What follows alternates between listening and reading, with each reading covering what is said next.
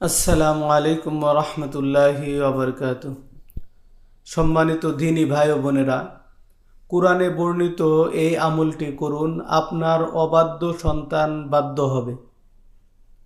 সম্মানিত দ্বীনী ভাই ও বোনেরা, এখন বর্তমান সময়ে আমাদের কাছে অধিকাংশ সময় একটা মাত্রই প্রশ্ন বেশি আসে, সেটা হলো আমার সন্তান আমার কথা শুনে না, আমার সন্তান আমার বাধ্য না, আমার সন্তান খারাপ নেশা পানি জড়িত।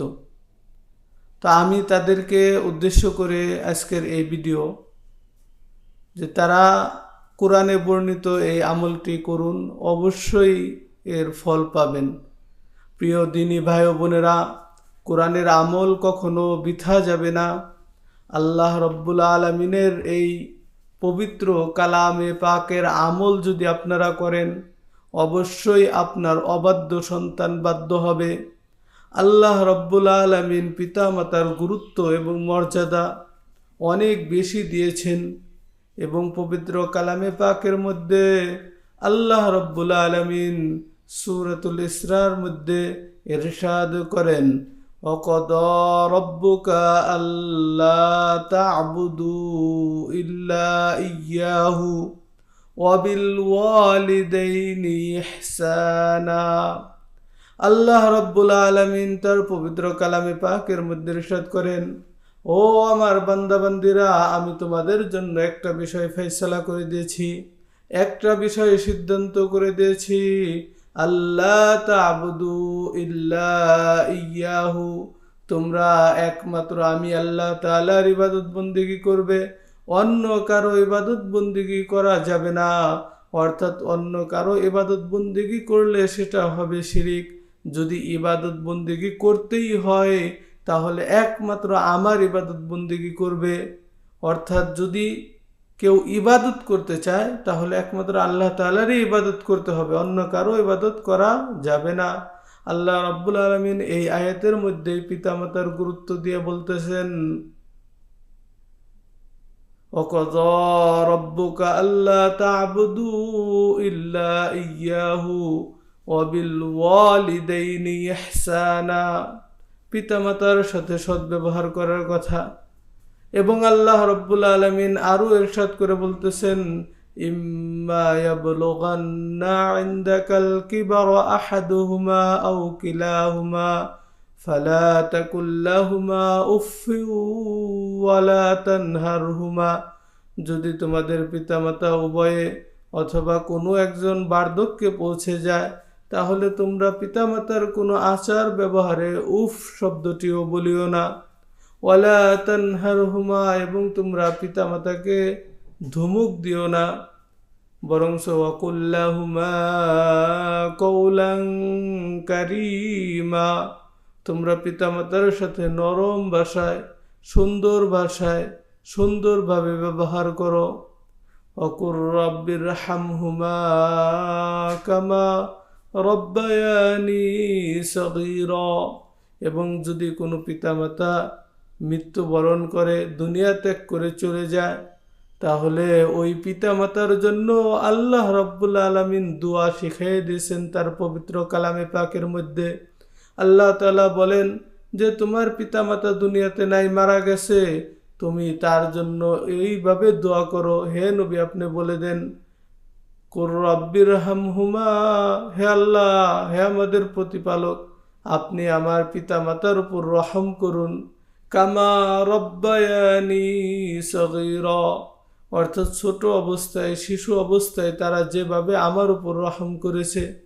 সম্মানিত দ্বীনী ভাই বোনেরা, তো এই জন্য পিতামাতার গুরুত্ব অপরিসীম।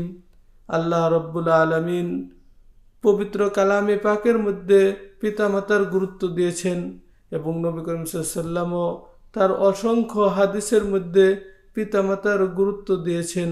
হাদিসে পাকের মধ্যে ইরশাদ করেছেন, রিদার রব্বি ফি রিদাউ ওয়ালিদি ওয়া সাখাতুর রব্বি ফি সাখাতি ওয়ালিদি, অর্থাৎ পিতামাতার সন্তুষ্টিতেই হলো আল্লাহ রব্বুল আলমিনের সন্তুষ্টি, আর পিতামাতার অসন্তুষ্টি হলো আল্লাহ রব্বুল আলমিনের অসন্তুষ্টি। তো এই জন্য সম্মানিত দিনী ভাই ও বোনেরা, আল্লাহ তাআলার ইবাদত বন্দেগী করার পাশাপাশি, আল্লাহ তাআলার ইবাদত বন্দেগী করার সাথে সাথে পিতামাতার সাথেও সদ্ব্যবহার করতে হবে। নবী করিম সাল্লাল্লাহু আলাইহি ওয়াসাল্লামের কাছে সাহাবায়ে কেরাম জিজ্ঞাসা করলেন, ইয়া রাসূলুল্লাহ, পিতামাতার সম্পর্কে আমরা কি আচরণ করব?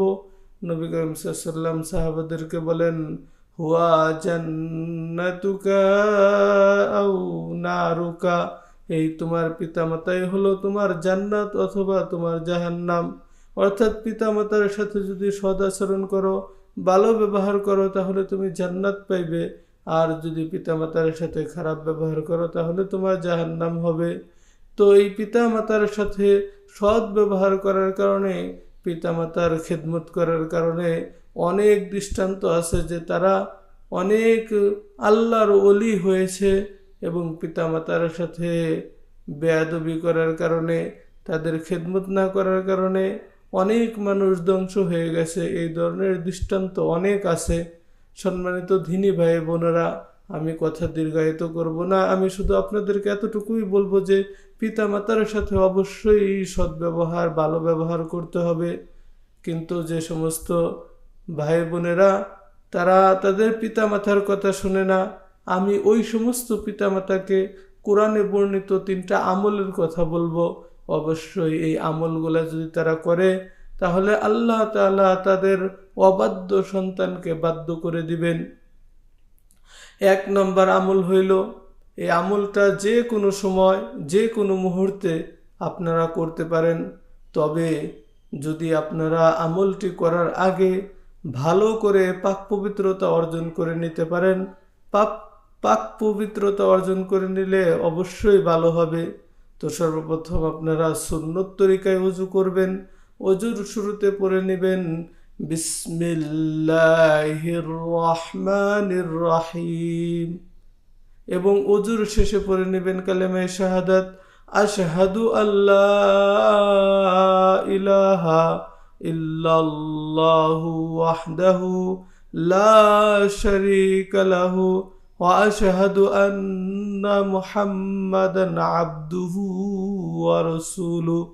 হাদিসে পাকের মধ্যে আসছে, নবী করিম সাল্লাল্লাহু আলাইহি সাল্লাম ইরশাদ করেন, যখন কোনো বান্দা ওযুর শেষে আকাশের দিকে তাকিয়ে কালেমায়ে শাহাদাত পাঠ করে, আল্লাহ রাব্বুল আলামিন ফেরেশতাদেরকে আদেশ করেন, ও ফেরেশতারা, জান্নাতের দরজাসমূহ খুলে দাও, আমার বান্দা যে দরজা দিয়ে ইচ্ছা সেই দরজা দিয়ে জান্নাতে প্রবেশ করবে।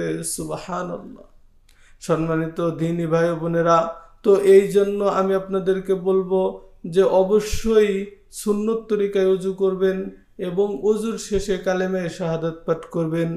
আর যে আমলটি বলবো, এই আমলটি যদি পারেন তাহাজ্জুদের নামাজের সময় আদায় করবেন, তাও যদি না পারেন আপনি যখন তখন এই আমলটি করতে পারবেন। আমলটি করার পূর্বে আপনাকে 3 বার ইস্তেগফার পাঠ করতে হবে। আস্তাগফিরুল্লাহ, আস্তাগফিরুল্লাহ, আস্তাগফিরুল্লাহ। এই ইস্তেগফারের বহু ফজিলত, আপনারা এই ফজিলত সম্পর্কে অবগত আছেন।